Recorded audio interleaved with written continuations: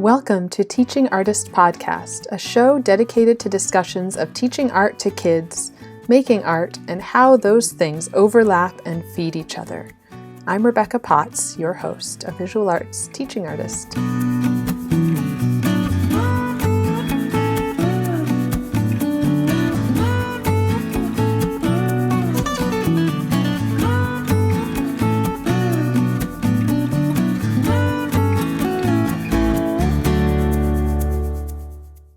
I am so excited about the new featured artist opportunity that I have added to the podcast. As a way to share the work of more amazing artists, I will be highlighting artists briefly on the podcast, as well as sharing their work on social media and the blog. To apply, head over to teachingartistpodcast.com/opportunities. It is a great way to share your work while also helping support the podcast. There is a very small submission fee of just $5, and that helps to pay for the costs of running the podcast and the website, hopefully bringing you more inspiring and helpful content. Now, the goal with this featured artist opportunity is really to be able to share more artists than I'm able to interview, because I know there are a lot of you out there. So if you're listening and you've been thinking like, I want to up my game with my art, or I want to share what I'm doing, go onto the website, look at those opportunities, and submit. I would love to see your work, whether it's finished artwork, a lesson plan, or something amazing that you are doing in the studio or the classroom. Matt Mcfarland and I teach for the same organization, PS Arts. And I haven't really said this before on the podcast, but I realized I should be saying that everything here is my own opinion or the guest's opinion. It is not the opinion of any organization, and this podcast is a passion project of mine. It is not supported through any organization or sponsored by any organization. So, yes, I do work for PS Arts, as does this week's guest, Matt Mcfarland, and we had met a few times at PD, but didn't know each other that well, so it was really nice to hear more about his background and his work, and he shared so many amazing books and artists. I also love how he weaves stories together, combining truth and fiction. His comic, The Teaching Chronicles, is hilariously accurate to the life of an art teacher. Matt mentioned the portrait project that he has been doing to contribute to the 3D PPE Artist Network. And they're a national network of artists making free face shields in the COVID-19 era. So go check them out, and you can also still commission a portrait from Matt, with half of all proceeds going to the 3D PPE Artist Network and ACLU. Matt is a contemporary artist, cartoonist, and teacher whose ongoing graphic narrative, Dark Pants, follows a mysterious pair of pants through Los Angeles as they impact the lives of whomever wears them. Mcfarland has also compiled his 15-plus years of teaching experience into a self-published comic, The Teaching Chronicles, Volume 1 and 2. His book series, My Troubles with Crumb, Parts 1 and 2, documents his conflicted feelings toward his one-time artistic hero, underground cartoonist R. Crumb. Matt's current project, 4 Seasons of Gary, collects several 4-panel comic strips about his father into a makeshift memoir that documents their loving but sometimes complicated relationship. His work has been written up in the Los Angeles Times, Comics Bulletin, Comics Grinder, Artillery, and Extra Online. His work has been featured at such venues as 356 Mission Road, the Vincent Price Museum, Armory Center for the Arts, and Torrance Museum of Art. And his comics have been published in a variety of comic anthologies, including Sliced Quarterly and Milk and Honey Comics. He received his MFA from Otis College of Art and Design in 2003, and currently serves as co-director of Elephant, an artist-run space in Glassell Park in Los Angeles. Matt also teaches for several institutions with students ranging from elementary to undergraduate. Quite a range. This episode was edited by Jolene Smith, who has been so helpful. And you can help me hire her to edit more episodes. Head over to teachingartistpodcast.com/support for all the ways that you can support this podcast. So, hello, I am here with Matt Mcfarland, and I'm excited to hear more about your teaching and your art making. And that's kind of where I like to start, is just with a little bit of background and how you got into both of those things. Yes, hello. So I guess I've always been an artist, and I guess like most things, it's just whatever you're kind of encouraged to do, you tend to gravitate toward, I guess. Yeah. So I definitely, like when I was in elementary school, people would say, oh, you really draw Garfield well or whatever. So it kind of like led to me wanting to draw more for that encouragement and validation. And my parents were pretty encouraging too in that way. Nice. I never really anticipated being a teacher. I think it wasn't even until I was in grad school and I was like, what am I going to do to make a living? I went to Otis for grad school and they had a fellowship with the Armory Center for the Arts in Pasadena. And they said, this is available if anybody wants to apply.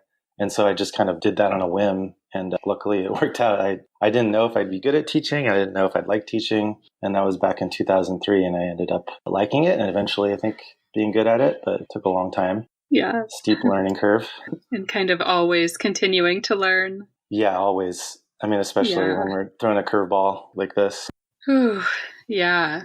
Yeah, and if you wanted to talk more about what teaching looks like now. I don't know. It's not ideal, but I definitely feel like for both the teacher and the student, it's better than nothing. Yeah. Like I've had some pretty great opportunities in the last couple of months on Zoom. I've been teaching like an artsy comics class through the Armory with 7 to 11-year-olds, and they just seem pretty unfazed and they seem pretty excited to be making comics. Like even though it's kind of strange to be doing it remotely. Yeah. And I think once the mandate came down and it was like mid-March, my college class at Art Center, which was graphic novel focused, switched to online too. And that was surprisingly like smooth. I think because it's like a college class and it's discussion based. I think the big transition, the tough challenge for me was like, how do I teach a hands-on project through Zoom? Right.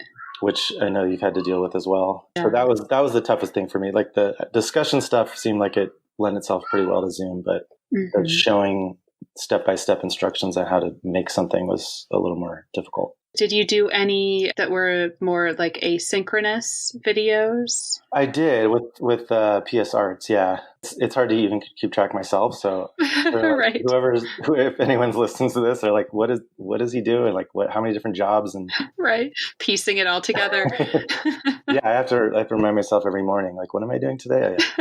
So I did some videos for Muir Elementary School in Santa Monica once they stopped having classes in person. So I would do like one a week. I think I would do actually two one for K through 2 and one for 3rd through 5th. Yeah. Did you have that experience as well? Doing that? Yeah, I started out like way too ambitious and was making a project for each grade separately every week. And that didn't last very long. Yeah, at the beginning, my husband was still working from home as well. And then our daughter was just kind of like in front of the TV. Yeah. Her preschool actually tried to do some Zoom classes. So we were like trying to manage that, trying to both of us work from home.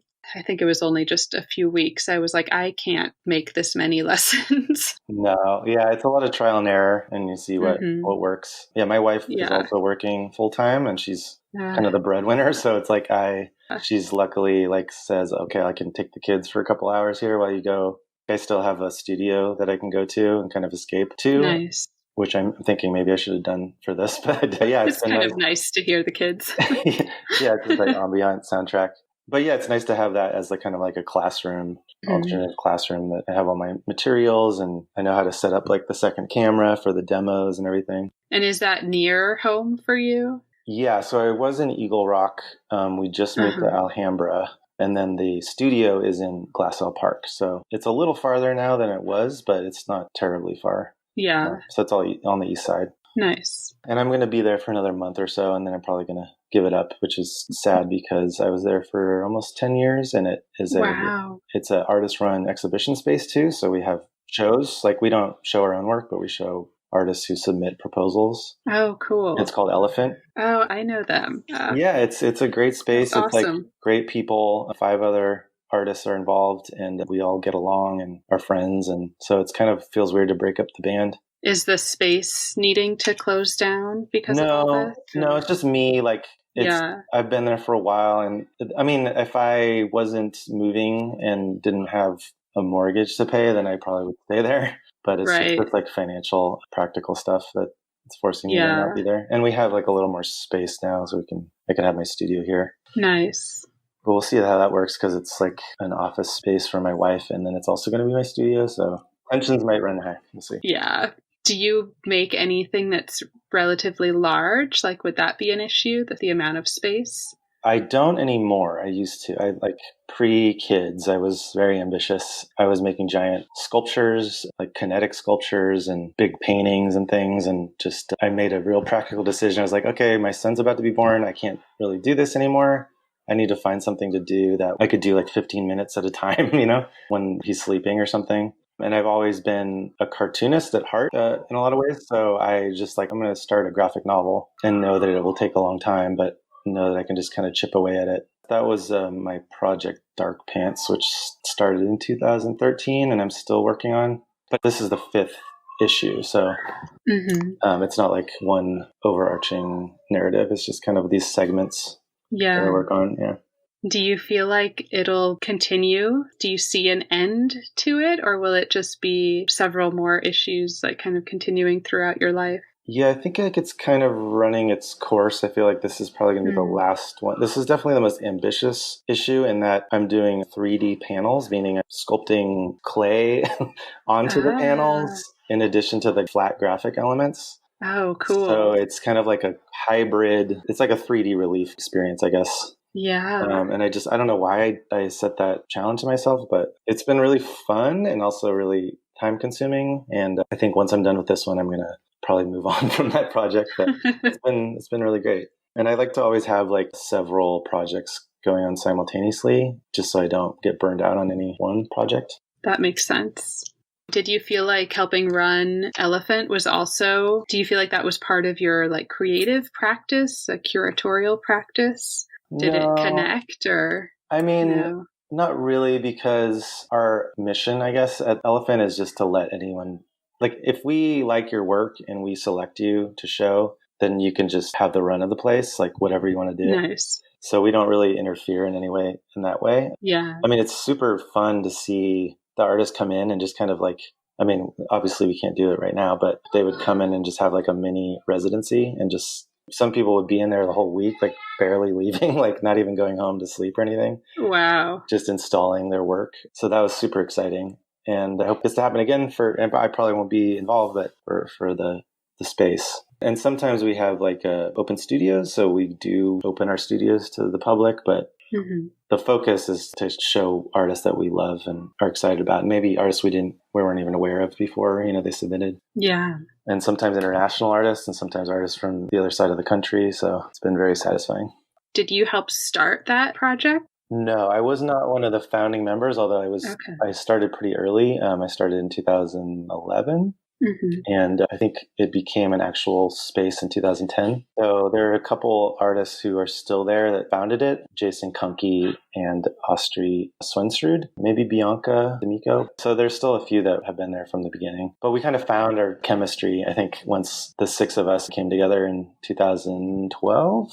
So it's me and, like I said, Austri and Bianca and Jason, and then there's Quinn Gomez-Heisenberg and David Earl. Like I said, it's just kind of been a pretty smooth ride.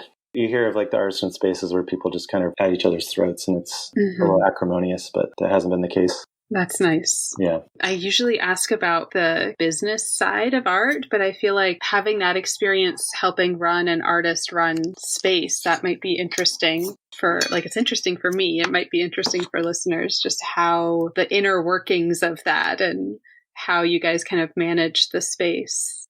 We don't really get involved as much in the, like, there's been a couple artists who are like, I want to sell this work. And we're like, great, they can contact you and you can sell it yourself. And we don't take a cut or anything. Really, we try to keep it pretty pure in terms of the creative process and letting them do whatever they want. I think not having that pressure also frees up the artist a little bit to kind of just do whatever they want. So yeah, we really haven't been that involved in like the business side of things. We just provide the space and they have at it. And is this space, it's just funded because it's like part of your studios? Yeah, we're just, paying for our studios, and there happens to be this, and the founding members converted it. It actually was an old chiropractic office. Oh, wow. So I'm guessing it was a waiting room or something, and they just converted that space into the exhibition space. Yeah. And there's 6 other studios that were, I guess, were the exam rooms. Yeah. So there was some weird stuff, like we had to take out a couple windows in the walls and spackle over them or whatever. But yeah, it's pretty functional space now. Yeah, and that's a nice way to run it, to just have it be the studios that has this little gallery space. Yeah, it's been pretty ideal. I'm going to definitely miss it. Yeah. We haven't gotten into your artwork, but since we're kind of talking about the business side of things, I'm curious about you with your own artwork, like how you seek out opportunities, and are there any resources you would recommend to other artists? I think going to grad school was super helpful in just forming a network and knowing like which galleries to check out and who to contact, and having that support system has been like huge help for me. So yeah, grad school, I went to Otis College of Art and Design near Westchester from 2001 to 2003. And before that, I was in Northern California. So I grew up in a town called Sebastopol, which no one knew in the 90s, but now a lot of people know because they ripped out all the apple orchards, which they're known for, and replaced them with vineyards. So it's kind of like a destination now. But yeah, so I decided I want to be an artist, and then I went to UC Santa Cruz for my undergrad. And I had a lot of fun. I don't know if I really committed myself completely to being an artist at that point. But then I found a couple grad schools. Like I don't even think they give us a lot of information about grad school at UC Santa Cruz, but my girlfriend at the time was in Los Angeles. So I just looked up grad schools in Los Angeles. So I applied to UCLA and Cal Arts and Otis and maybe even Art Center. And I only got into Otis. So I went to Otis. And that just was a super formative experience for me in terms of really considering every aspect of the creative process and what I do and why I do it. I kind of came in as a painter, and by the time I left, I was just doing everything. I was making videos, I was making sculpture. I let the idea kind of serve or be the engine that kind of told me what medium to use in a lot of ways. Yeah. So a classic conceptual art type of approach, I guess. Right. That just really opened up my mind to that. And I've returned more to craft in terms of cartooning. But I think having that experience and having my mind opened up probably serves what I'm doing now too. Like I said, I made some good friends and I still talk to them today. And I still try to get out when I could, to the galleries. But yeah, that was super helpful. And then in terms of cartooning and comic books, I felt like I was starting from scratch and I felt like a complete rookie. But I just started applying to zine and comic fests. Oh, yeah. And getting into some of those and forming, again, networks that way and meeting people and getting the word out about my work there. And then I think having a website is pretty important. There's some kind of web presence, whether it's Instagram or I guess Tumblr is kind of defunct now. But so I have all that stuff too. I don't have a huge amount of followers, but I have the people that do follow me seem to be pretty devoted. So that's been nice. Yeah, and that's a whole other world, the zine and comic world, and then the fine art gallery world, and they intersect somewhere. Yeah.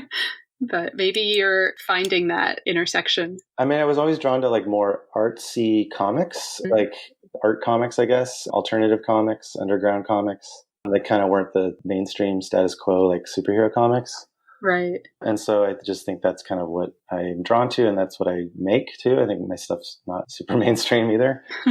So it's kind of, I kind of feel like I'm straddling these two worlds in a way. And I don't really belong to either in some ways. I'm too, I don't know if I'm too artsy for the comics world, but I definitely don't feel like I belong in the fine art world anymore. And I guess that's okay. It's you don't have to fit neatly into any one category.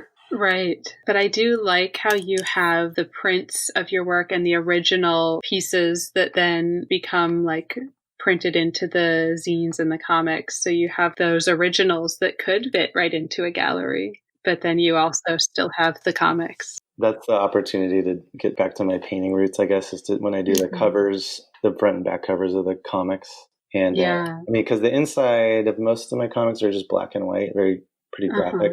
But I like that. Yeah, I like the opportunity to be able to break out the gouache or whatever I'm working with and paint. Yeah. And do you miss any of the more?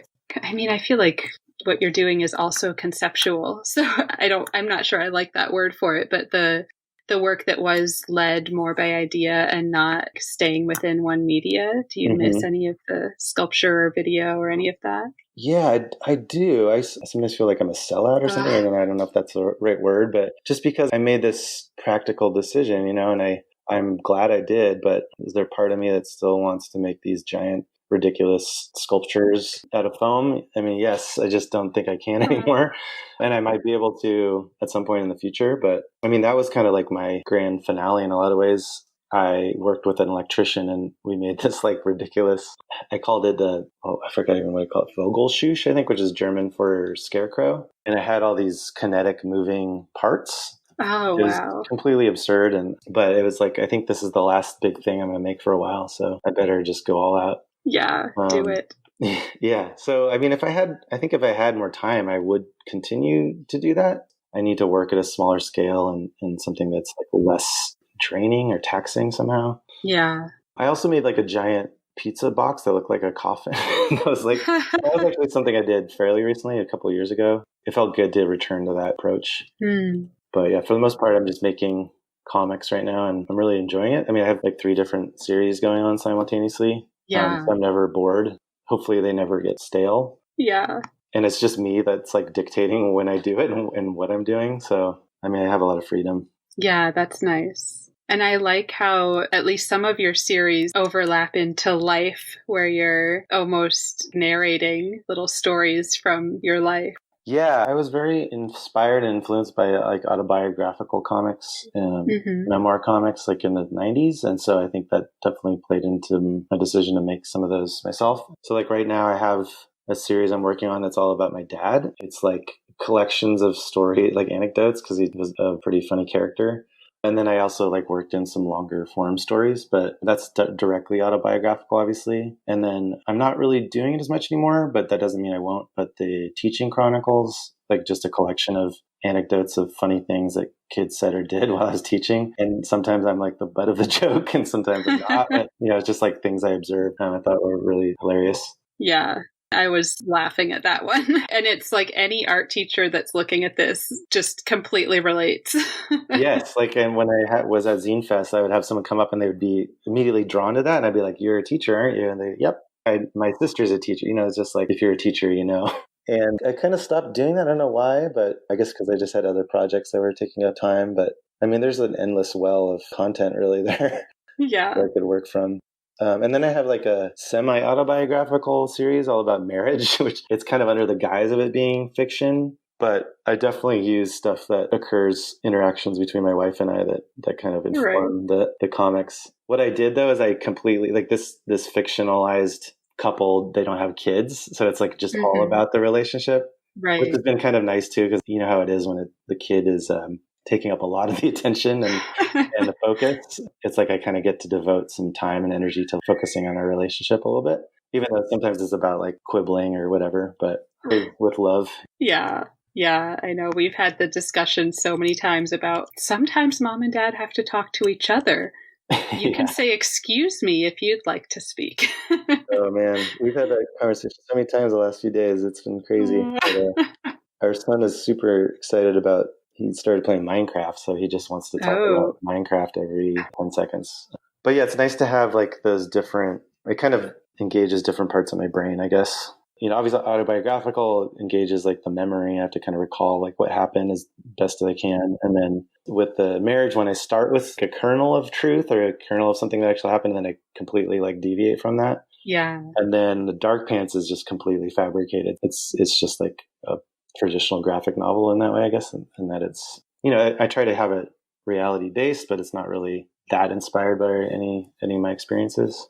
Right. Yeah. And do you share any of your work with any of your students? I sometimes share the teaching chronicles. I enjoy that, but some of it I don't think is appropriate. Right. It's not like I make X-rated stuff, but I just think it's like I always was drawn to like comics that were intended more for adult audiences, just in terms of like having mature content, not necessarily like sex and drugs, but just like adults having conversations about their lives. Right. And so that's kind of what I make too, I guess. My son he's read my stuff, whether I wanted to or not, and he's like found my underground comic stash and stuff. So we made some errors along the way, but I think that's kind of like how my love and excitement about comics started too. Is probably found some of my dad's comics or something. Yeah, it'll just make him more interesting. Getting maybe more into teaching. I know you're kind of juggling multiple different teaching jobs, and maybe we could just talk about like all the different things you have going on. And is there like an age level that you prefer? Is there a way of teaching that you prefer? Yeah, so I have 3 different teaching jobs right now. And so, like I said, I teach artsy comics at the Armory, 7 to 11-year-olds. Yeah. It was a lot of fun. And then I'm teaching also on Zoom at Art Center, so college students, where they're mostly reading and writing about comic books and graphic novels. Yeah. So that's fun to have that, to mix it up a little bit. They're also really talented illustrators for the most part. Like their stuff just blows me out of the water. Like it's just like incredible. And I'm consistently impressed with what they do. Like even though it's not a studio class, I make them like make little comics and things just so I can see what they do. And just be impressed. And then so PS Arts, I'm hoping I will return to Muir School in Santa Monica remotely in the fall. Nothing's really been set yet, but K through 5. Yeah. I love that school. They're just like great kids, and the culture there is really great. Like I moved from a charter school in Koreatown to that school, and it was just like night and day. Like the kids, I don't know if it's because it's on the west side or what, but like the kids are just so laid back and cool. Like they're just like so close to the ocean, and just like a little laid back vibe there. Right. But yeah, I love it there, and I'm hoping that I could continue to teach there. I love the 5th graders, I think, is like my favorite. I mean, it depends on the year, I guess, but just because they are still pretty engaged with the creative process. Like they haven't reached the point yet where they're like too cool for making art. I mean, sometimes they have, but not everybody. And then they can also talk about their art in an interesting way. So I enjoy that grade level. Yeah, like the kind of older elementary. Yeah. Yeah, 4th and 5th. I mean, 3rd sometimes too. 3rd through 5th, really. I love.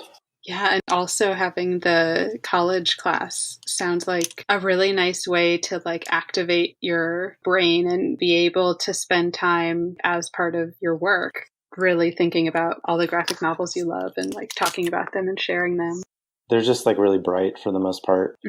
Kids they're young adults, some of them, most of them. So yeah, it does activate a different part of my brain, and we can get pretty deep too. Like we get into semiotics and stuff like that in the semiotics of comics, which is pretty fun. Right. Wow. And I use like the primers, the texts I use are like Understanding Comics by Scott McCloud. It's kind of like the end all be all of a comic primer and analysis. And then there's a really great book called Reading Comics by Douglas Wolk, who takes like the prominent comics of the time and analyzes them and reviews them. Yeah. And it's fun to just reread the graphic novels I assign to. Yeah. I try to mix it up every term just so it's not the same. It could easily just be like Mouse and Fun Home or something over and over, but I try to mix it up. That's probably more interesting for you too. Although I guess also maybe more work. A little more work, but they're all books for the most part that I've already read. So it's just like reviewing those, revisiting them. Do students help you discover things that you hadn't discovered about them, or like think about new things? Yes, these absolutely. Books? Yeah.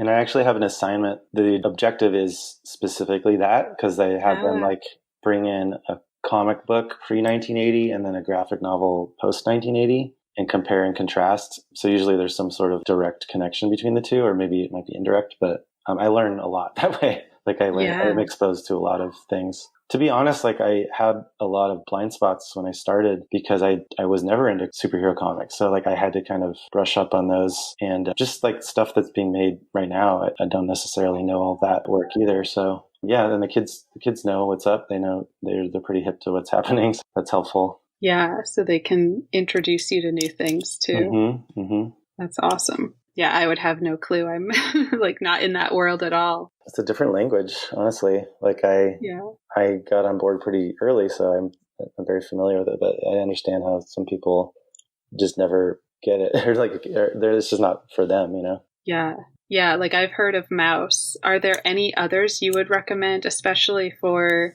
I mean, art teachers at the elementary level or even up through high school? Are there any other like graphic novels or comic books that you'd really recommend using as teaching tools? I mean, most of the stuff I assign is for older readers. I love this graphic novel called My Favorite Thing is Monsters, but it's definitely not appropriate probably for elementary school. Right. But it's just like incredibly drawn, and like the story is so amazing. And that's by Emil Ferris. But in terms of like younger, well, my son has actually really gotten into graphic novels lately. And so I am kind of exposed to age appropriate stuff for him that way that I wouldn't normally read. So like Bone is a really good one for, I would say like 7 to 11, maybe. It's like an epic story, but kind of told in a really accessible way, really like accessibly drawn characters that they're very cartoony. It's almost like the Lord of the Rings with these little like marshmallowy characters, like they're the main characters. And my son loves that. And then he's really into Dog Man, which you might be familiar with. Like all the kids draw the Dog Man because he's pretty easy. It's just like a dog head on a human body. I've seen the drawings, but I had no idea what it was. So that's good to know. They're just kind of silly, and the conceit is basically that they're drawn by these like 8-year-olds, even though it's drawn by like an adult man. So like it retains that kind of humor and drawing style. And then the other one that he's really into right now is Bad Guys, which is like takes the premise of these stereotypical villainous characters or like creatures, like a wolf, a spider, a snake. And there's a couple other ones, but a shark. And then they're actually like they want to do good. So it's like the way that they're perceived is completely different from the way that they actually are and the way they behave. Yeah. And then just the last one I'll say is I think that maybe older kids, like middle school kids, would get really into March, which is a memoir by John Lewis, who just recently passed. Oh, yeah. Civil rights leader. And it's all about growing up in the South and the good trouble that he got into, the silent and the nonviolent protests that he engaged in, and marches that he participated in. So that's like that's a trilogy. So it's pretty long, but I think a 6th or 7th grader could probably read it and be fine. Yeah. Yeah, I did see that one shared recently in one of the like millions of teacher Facebook groups. Yeah, it won some kind of book award. I can't remember which one, but I definitely am going to assign it. I haven't assigned it to my graphic novel class yet, just because it's a trilogy and I kind of like to have several texts that they read, but I think I'm just going to spend some time with that one next term. Yeah, it's a good one. Kind of feel like that leads us into this question about really trying to like build a library or just build our knowledge of artists of color. And I've been trying to go back and ask everybody about which artists of color that they share. Like if there are artists that you feel like have made an impact on your students. I just want to preface that question with saying I don't think that we can build like a comprehensive list. That's not really the point of asking this. I feel like it's more just for teachers, especially white teachers like me, who have kind of grown up with a typical Western canon of art where we're mostly introduced to like the old dead white men. It's just a way to like share our knowledge with each other and talk about artists that then I can go look up and maybe share with my students. Yeah, I mean, it's definitely something I think a lot about every time I'm putting a curriculum together in a syllabus. Yeah. But I mean, I feel kind of like ashamed to admit, like, I didn't think of that the first couple of years of teaching as much. And I think that kind of speaks to my privilege or like my lack of like awareness around that, you know, like around like what we've been fed as growing up and going through the school system and everything. Yeah. So I think I've definitely the last 10 years, I've really tried to remedy that in my own teaching. I know that the kids get pretty excited about Basquiat's work.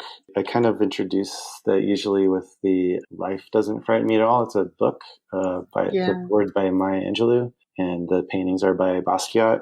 And it's just a great intro to just expressive art, like expression, and also just like color and line and shape. And like, so I love talking about Basquiat and showing them his work. And then like Jacob Lawrence too, you can really get into like shapes and color and composition, I think, with his paintings. Mm-hmm. And then with the comics, I mean, there's just so many to talk about now, which is so exciting. Emile Ferris is Latinx, so her work, My Favorite Thing is Monsters, kind of actually addresses race a lot in the actual narrative. Yeah, I think it takes place in like Chicago in the 60s, and even though it's not like a straightforward memoir, the character in it is Latina too. And so like she has to kind of deal with that, and also she sees in the neighborhood how like people of color are treated. And there's like race riots also in the middle of the story, like after Martin Luther King Jr. is assassinated. So there's a lot going on there. And then Marjan Satrapi is an artist who I've taught a lot. She wrote Persepolis about growing up in Iran. And, and that's one I've definitely taught in my graphic novel class a few times. And this was like, I think that came out maybe 2000. So one of the first graphic novels by people of color that was wildly popular, and just like it kind of opened. Yeah, like I've heard of it. Yeah, it kind of just opened things up for all these different voices that we hadn't heard from before, so that was pretty exciting. Yeah, those are just some that come to mind. I mean, Frida Kahlo, almost like cliche in a lot of ways, but she's so great. And there's like so many things you can talk about with her stuff too, self-portrait or surrealism or, so I definitely touch on her a lot during the year. Yeah, one way that I've brought her in is, and I like to do this with other artists too, but there's an artist named Justin Favela, who's from Las Vegas, but he talks about how his heritage is half Mexican, half Guatemalan, and he's really interested in Frida Kahlo. A lot of his works are like he recreated her courtyard. He like recreated a bunch of really famous Mexican landscape paintings that weren't by her, but by other like famous Mexican artists, using tissue paper like piñatas. Oh, wow. So I've brought him in and talked about that he's influenced by these artists. And like now we're kind of being influenced by him. So this like layer of inspiration. I like to show the kids that as well. Yeah, it made me think of was it Yasumasa Morimura, who did all the like recreations of famous self-portraits throughout art history. And I know he did a bunch of Frida Kahlo recreations too. I think there are photographs, but they're based on the paintings. Yeah, I feel like that's always, because I mean, artists, we are always being influenced by other artists. And I feel like that's interesting for the kids to see. For sure. And kind of continuing along those lines, are you now thinking about ways, or have you already been incorporating this idea of like creating an anti-racist environment in your classroom and really like working proactively we kind of were touching on this idea of like decolonizing your curriculum, but other ways that you're addressing racism? That's definitely going to be, top of mind, I think, when I create the curriculum for this next year. Yeah. I think it was kind of always there, but maybe it wasn't as, I got really into like reading picture books to the younger kids, especially like K through 2. And that came directly out of like having a young child and reading them books every night. And just these books are like touching on really big concepts, and like the kids don't even know it, necessarily. Like they're just like, oh, this is a fun story. And so I think that was a way to kind of integrate those ideas of embracing diversity, or like just being open, having your heart open to anybody, no matter how different they are from you. So that was kind of like the focus of a lot of the books, I think. One's own identity, like connecting to your own heritage and history and identity, and also like being open to others' experiences. And that's kind of been the focus of those books, I think, a lot of ways. And sometimes they address race, and sometimes they address sexuality or gender. But that's been the focus for me the last, I would say, 5 years. Yeah, nice. Are there any books that you recommend there that like just kind of ones that you're thinking of? There's one called I think it's Huion as a mermaid, which is it's about this kid who just wants to be a mermaid, and he's not obviously even considering what gender people perceive him to be. He's just kind of like going with what he wants to do. And so I think he finds like stuff around the house to dress up and like transform into a mermaid. So yeah, that one. And I mean, even just through like, I read, it's just fresh in my mind because I think it was the last book I read before everything shut down. But like, there's a book about Chef Roy Choi. It's all about him growing up in Los Angeles, but his parents were from Korea. And so the food that he was exposed to, so tapping into his own, family history, but also like integrating and incorporating everything that he saw around him in Los Angeles, whether it was like the cuisine, the different kinds of cuisines he saw, the different kinds of cultures he was exposed to, and specifically like Mexican food. And that's how he created the fusion tacos.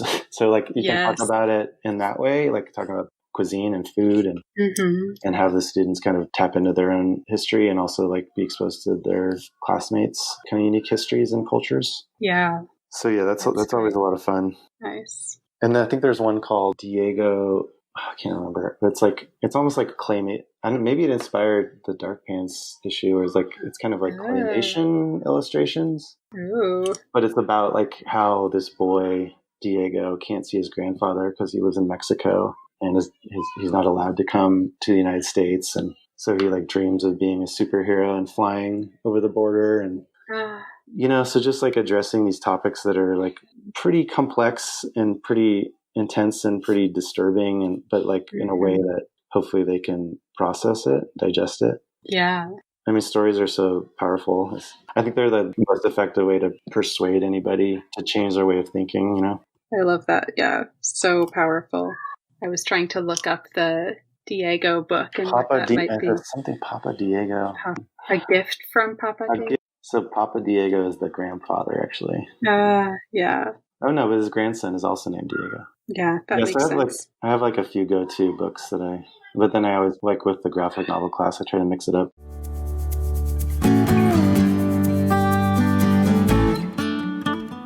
We talked a bit about your work. Is there anything else you would want to share about your art making and what that looks like and what your process or? Yeah, it's funny because it's like I have like 3 different comic projects right now, but they're all completely different in terms of approach. Mm-hmm. Like I said, there's that 3D Dark Pants that I'm working on, which is just on wood panel with like paper clay, and so that's pretty bizarre. Cool. And then like the one with my dad about my dad was just ink on paper that I would color in Photoshop.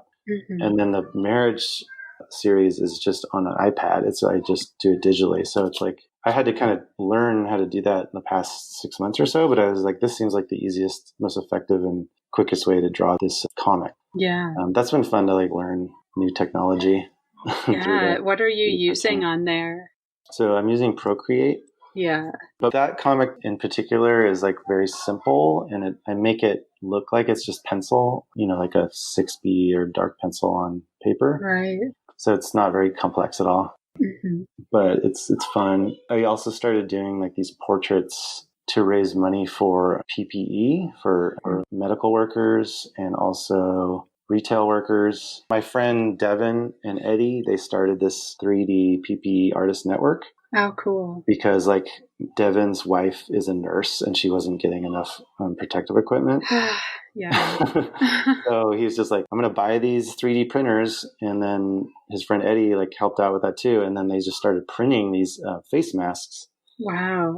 That they would distribute to anyone who needed them. And then I was like, well, I could just, I don't know if I could have time to like print these, but I could like do some portraits or something that would maybe help raise money for that cause. Yeah. And then because I was drawing on the iPad, I could kind of do it more quickly. And also it was also like inspired by these Facebook avatars that I really hated. There's like kind of Bitmoji ones that I just started seeing everywhere. And I was like, I'll draw you about it. And then I was like, well, maybe I should make this, like I should turn this into a cause of some kind. So at least like my vitriol is going. If you donate $5 to this artist PPE network, then I'll draw you an avatar. So that was really cool. We raised over almost $2,000, which was super surprising. I thought I was like I set the goal for like $100 or something. Right. That's amazing. So I had like a couple weeks there where I was super busy. I was like, I was like, what have I gotten myself into? But it was super worth it. Is that still going? Are you It still is. doing it? I'm not doing that particular fundraiser anymore, but it's kind of open now. I just said like, I did it through Facebook, so it had like an end date. But on my Instagram, I'm just like, if you want to commission me to do a portrait, I'll be happy to do it. And I'll donate some proceeds to this artist PPE network and also ACLU. Yeah. So, and I've had like a couple people ask me to do that, but it hasn't been like having to try to do 20 in a night or something. Right. That's wild. And they're still doing the network, and they're still printing the face mask. So that's still going strong, and they're like incredible. I can't even believe that they're doing that, but they are. And they have like families too and everything, but somehow they are able to like have the bandwidth to do that and monitor and oversee that. Well, maybe I can like link to them and share that. Yeah, they're just Instagram. They're just 3D PPE Artist Network. Yeah, and you should see it. That's awesome. Wow. Yeah, and I haven't, like, I don't do sculptures much. I mean, I do the like 3D comic panels, but I really like that aspect of art making. Like, I was doing these resin trash cans. So it was basically like everything in my studio trash can that I would cast in resin. But it was in the shape of the trash cans, and they were different colors, like according to the month. So I had a lot of fun making those. And I think if I like had all the time in the world and all the money in the world, I would probably finish that series, because I think I only made like 6 or 7. Yeah. How many would you want? Well, I was thinking for the whole year, so I was like 1 per month. Right. I'd have like 12. So that's like another series I would probably pick up again if I could. Yeah. Resin is not cheap. Yeah, I've been doing a little bit with resin, and when I ran out, I was kind of like, okay, well. What were you doing in resin? I've been making these like clay paintings. That's what I'm calling them. I'm not sure what they are, but I was using Play-Doh to like make an image sort of 2D. And then I'd been just gluing it to a panel and then letting it dry and crack and kind of change. Oh, wow. But I wanted to find out if there was a way to preserve it the way it looked when it was still like wet and mushy, other than just photography. So I was putting resin on top, and it still does crack a little bit inside the resin. But yeah, it's a different effect than just letting it completely dry and crack. So are they like more abstract imagery? Started as very abstract, but now they've become more landscapes and like domestic scenes. That sounds pretty intriguing. Yeah, I've got a bunch of them. I've got like on my website. So that you're kind of working in this. What? So do they protrude or like from the canvas? Or? Not much. I mean, I'm not rolling them super, super flat, but I'm just using my hands to almost piece it together like a puzzle. Gotcha. So I'll like mix the color I want and like cut it into the shape I want and put it in. I feel like it's very similar to collage or even like lino block, like multiple plate prints, like piecing it all together. Sorry, I don't want to interview you. I'm just wondering if having the Play-Doh around, like because of your kid, like does that help inspire that process? Completely. I feel like this happens sometimes, and I cut out like the part where I'm talking a lot, but I don't know, maybe I shouldn't. But I mean, that's kind of part of this too, is like how being a parent has kind of influenced your practice too. Yeah, completely. For me, it definitely did. I took quite a break from doing really any art when I had my daughter. It was just too much for me, and didn't really make anything except like stuffed animals and clothes for her until she was around 3. And then I started just playing with Play-Doh with her, and that's how it like started experimenting with the Play-Doh, mixing colors, and it started very abstract. Yeah, I love the idea of it, like embracing the fact that it's going to like crack and disintegrate kind of. I think like for dark pants, I wanted to make sure that wouldn't happen. So I like had to kind of experiment with different clays, and paper clay seemed to be the best. Like it kind of dries almost like wood. It's really bizarre. It's paper pulp. Have you used it before? Yeah, I have. I really like that. And you're making me do more with it. And like you can use it pretty much like clay, and then it like it's completely solid when it's dry, and it doesn't crack or anything. Whereas like Model Magic or something, I used to use that a lot, and that would definitely crack. And It wasn't super rigid. Right. Yeah, I feel like it's always a little squishy. Yeah. But the kids love it. Yeah, and it's easy to work with. Yeah, I love it too. As a teacher, I love model magic. Yeah, it is kind of magic how it like sticks together. And how you can mix colors, like you can mix the primaries and like mix secondaries. It's a great lesson for that. Yeah, thinking more about like how parenting changes everything, but I feel like almost every artist I've talked to who is right now kind of in the thick of it with young children talks about how their practice changed and even, you talking about how you had to shift to things that were sort of smaller and more practical and could be done in little bursts of time. Yeah. Yeah, I mean, it's kind of amazing if we can find any time at all to do make any art. And I'm very grateful that, I can. When do you usually fit your art making time in? Well, we implemented this family movie every night now. Since the pandemic started, we're just like at 5:00, we're just kind of done. So we usually watch a movie together, and that's my time to draw. And, whether it's on an iPad or on a panel or on a Bristol board. And then sometimes when our daughter's sleeping, she still takes naps. I have time to do that. Yeah. I used to go to the studio and work there, but I've just been doing everything from home lately. And since I'm leaving to go teach at the studio and stuff, I don't really feel like being there and working. But, it's nice to have at least, I usually have at least an hour a day. I would love to have more, but that's just how it is. Right. Yeah, it's tricky. I feel like it's been very busy this summer. Like as soon as the kind of school year ended, I was like, whew, okay. Take a little breath. We got through that. Yeah.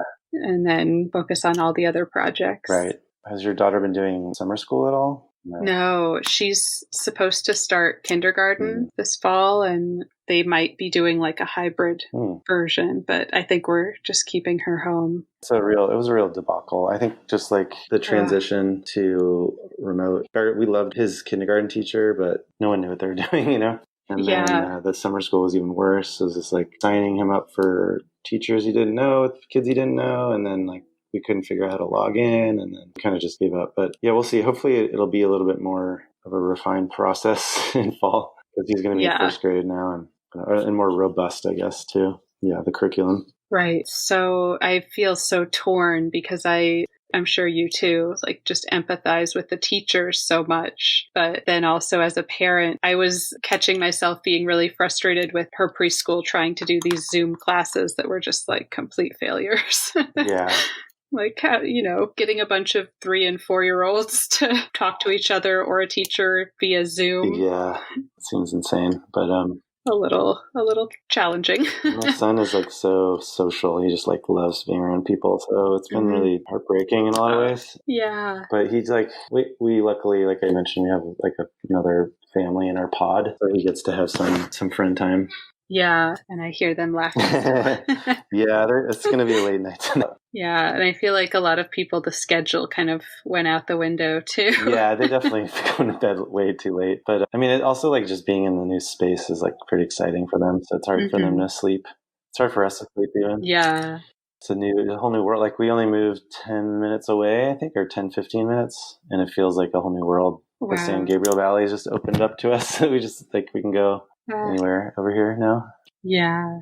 And eventually you'll have a pool that will be open. Yeah. And we're not going to go anywhere, meaning go to all the different restaurants and stuff, but we can at least drive around and see what there is. And we do go to parks sometimes too, just because we have to, but try to be responsible when we're at the parks.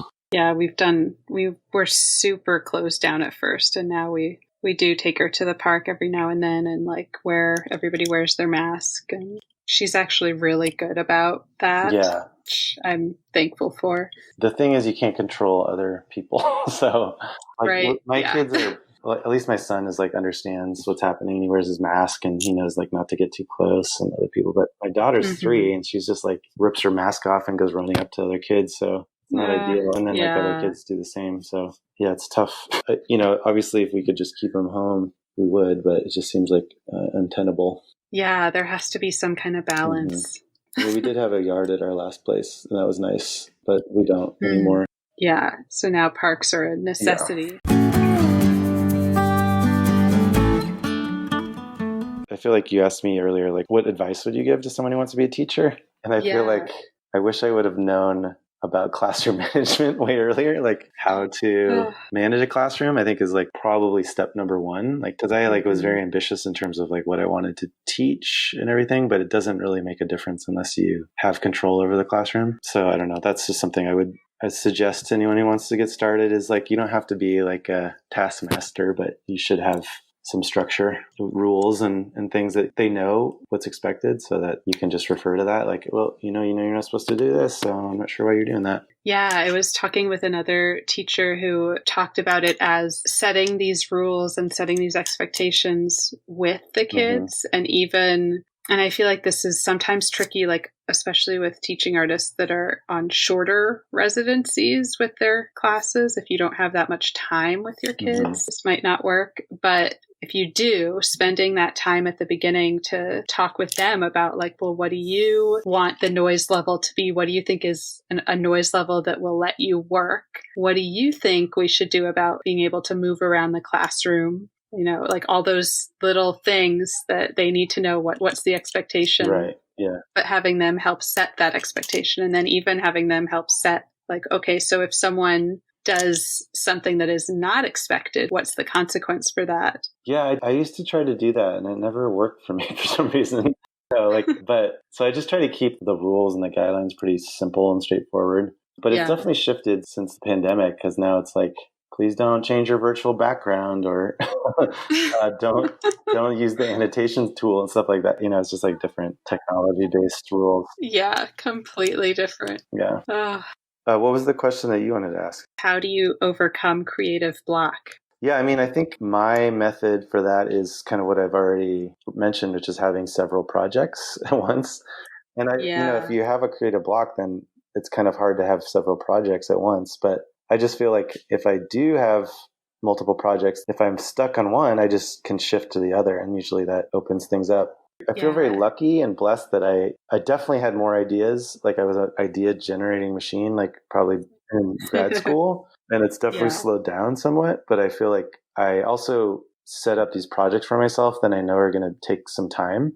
It's not just like over immediately. And then I'm like, oh no, what do I do now? Right. So I might have one project, like my dad project that I was working on is kind of ending now, but at least I know I have these two other things I can work on. I think it'll be hard once I finish Dark Pants because that's kind of been the longest term thing I've been working on since 2013. So I'm sure it'll feel like a little bit of a letdown. Yeah. But then you'll make room for something new to come in. Yeah. I already have some ideas I'm kicking around. Nice. One of my ideas is, and this is completely not fleshed out at all, but I like the idea of a person who can smell the future. The future knows, I'm thinking. So it'll be like almost like a murder mystery or something, like some kind of, like they can almost smell this scent that has to do with some future crime or something. I don't know. Right. So I haven't fleshed that out yet, but it's a fun idea.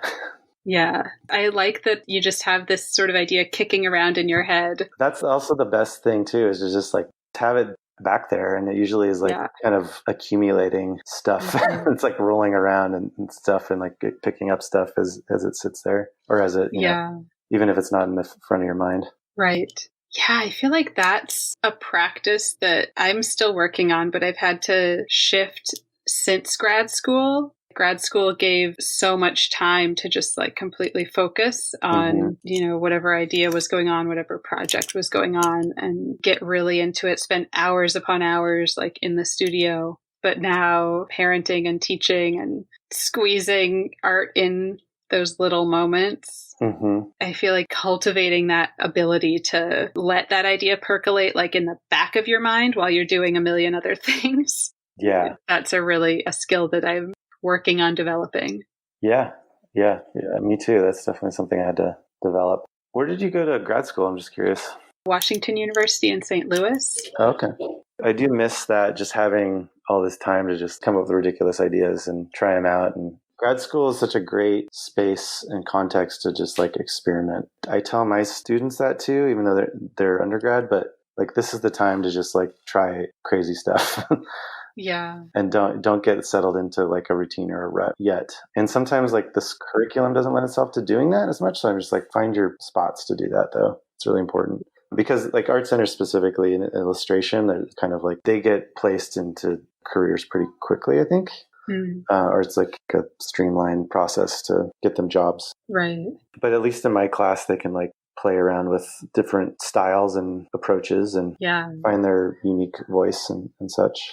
Yeah, and that can be really tricky for a young artist to find your voice, find what you really love doing in terms of what you want to make, what kind of stories you want to tell, what materials you like working with, all of those things. Yeah, and I think it's natural in the beginning for it to be almost like you're trying to emulate artists that you admire, and or like almost like an amalgamation of all these different artists that you admire. And then it's like organically over time, I think the style or the approach emerges that's specific to you. So I also tell them that, like, it's okay, like you're kind of copying this artist's style, like you're into the style, you're kind of seeing how it works, but eventually it'll evolve. Yeah, definitely. Yeah. Well, wrapping up a little bit, what are you curious about right now? I feel like this is going to veer back into depressing territory. Yeah, I know. That's a hard question right now. Like, how are we going to get out of this is kind of like my overarching question right now. Like, this is intense and it's so difficult. My wife may beg to differ, but I feel like I'm a pretty optimistic person in a lot of ways. So like, I don't dwell too much in the dark ideas.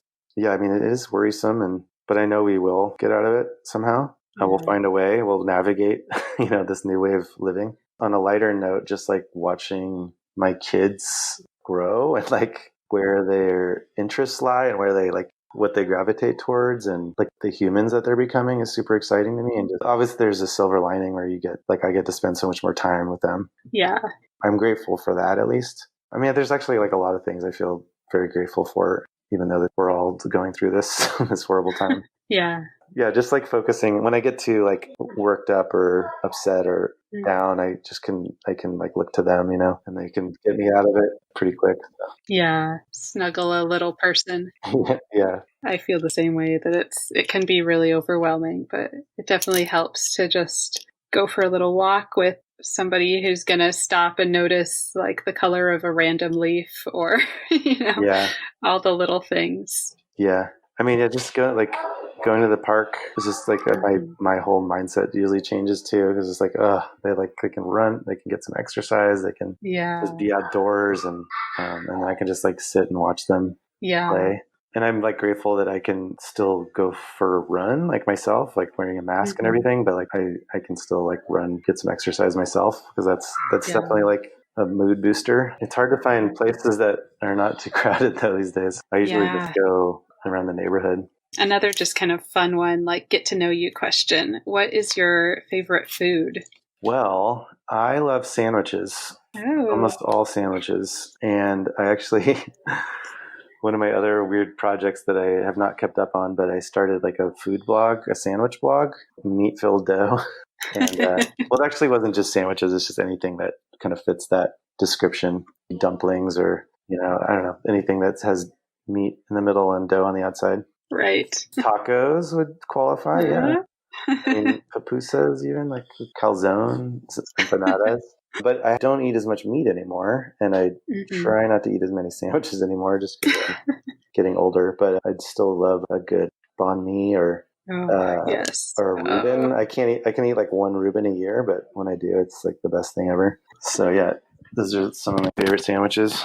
Nice. And then is there anything else that you'd want to share that we haven't talked about? My stuff's out there on the web. And so, I have a website, maddiemac.com, and I even have a Patreon, which is kind of a new thing for me. There's only a few people in there, but that's kind of fun. And then shout out to my wife for for letting me still have this creative outlet and practice. Because it's not easy. It's not easy to juggle all this stuff, and she works really hard. And man, I don't know. I don't know how she does it. I don't know how any of us do it. But what does she do? She's associate publisher of and I always get it wrong, but it's not an interior design magazine, although that's part of it. It's called Lux. It's kind of caters to affluent people that like live in multi-million-dollar houses. But we obviously aren't those people. But she works for those people. Right. She's very successful, and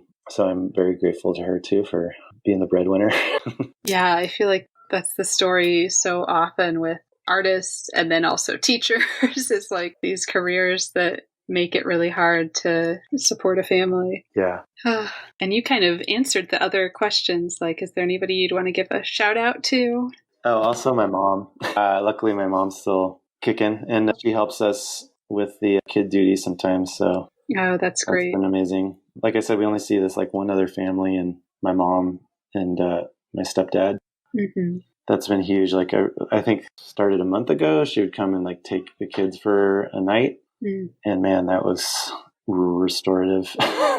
That's amazing. Yeah, like they're still doing that every week. So we're very grateful for that as well. Yeah, and she lives here too. She lives in Oxnard actually, but not too far. She actually moved from Hawaii. Oh wow! Back last April or something, like over a year ago. Just to be closer to us and the kids. And my brother just had a kid. He's in Northern California. Okay. Yeah. So that's been huge. And, we were careful about like quarantining and everything. And then finally it seemed safe enough to have her come and watch the kids. So yeah, it's been great. That's amazing. And then kind of final question, where can our listeners connect with you online? So you said your website. I kind of heard that at mattymac.com. And then I'm on Instagram, Mcfarland Art. And I have my Patreon, which if you just go to the website, you'll find all that stuff. Yeah. Yeah.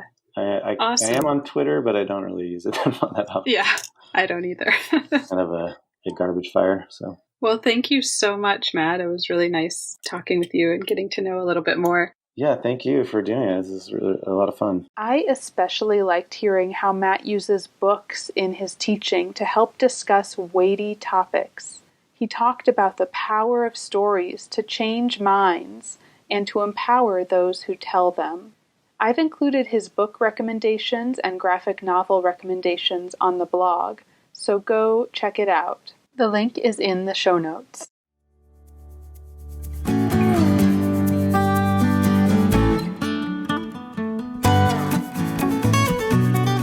Thank you so much for listening. As always, you can reach me at Teaching Artist Podcast on Instagram or teachingartistpodcast@gmail.com. Who do you want to hear from? Please share your recommendations of teaching artists. And if you loved this episode, please subscribe, leave a review wherever you listen to podcasts, and follow me. It really makes a big difference. Thank you.